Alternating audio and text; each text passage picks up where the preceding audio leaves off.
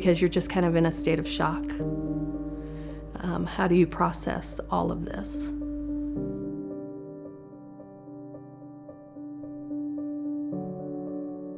I've noticed he just keeps fidgeting. He just keeps fidgeting with his right hand. Finally dawns on me, he's signing. Because he had just taken his sign language class. This is a breakthrough. Hey, we can communicate with him now. I put my hand around his head and I just got him real close to him. I said, you got to stick with me here. This is going to be a long haul, but we're here. We're not leaving you. It's going to be fine.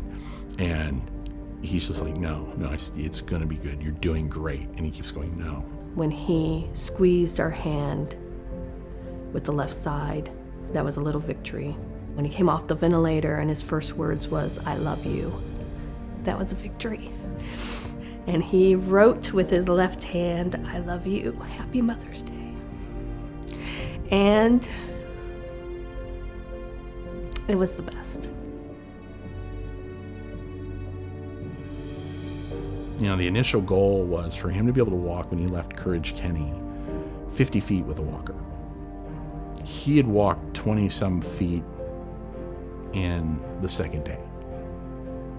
They would do goals every week, and he'd be like, no, I'm gonna beat that goal. There was so many deficits and so many things that could have gone wrong, and the miracles that we saw every day, and the miracles that the doctors would come in and go, I don't know how he's doing this. I thought very much that I would be walking out of this hospital, so I'm gonna make sure of it. When I started, it got to, first starting, sitting on the edge of the bed. For occupational therapy, it was a big deal if I was able to brush my teeth by myself. And then speech therapy, wasn't able to swallow or speak. I was doing vowel sounds to see if I can start getting them. I left the hospital being able to walk about 2 miles. I made a deal last year that this year I would run the color run, and then the stroke happened, and that never left my mind of, hey, we're going to run this run, whether I'm in a wheelchair or walker, I'm going to do this run. It was kind of a big deal for me to run, so yeah.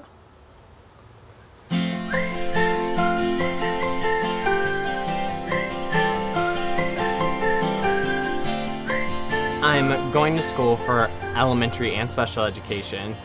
After having this stroke and having to do all the things that I, as a special education teacher, maybe would have students do, I have a greater appreciation. I still have an energy problem. My emotions go away sometimes when that starts to happen. When they first found me, the guards at the school, they thought it was just another drunk kid. I think it's very important to realize how strokes happen at all ages and figure out if there's a way to prevent them or how to help people out, because it's pretty hard doing it. I've always told my kids, I said, if you live to affect one person, you've done a lot. And Christian has set a different level of expectation.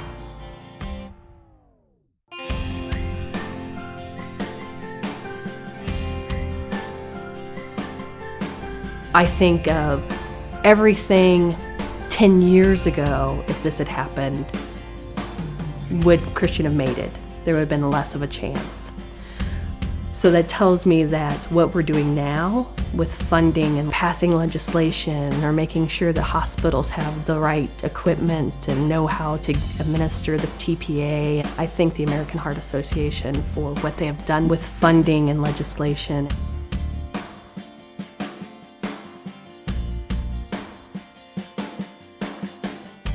As a community, if we can give to an organization that goes out there and helps save people, that's priceless.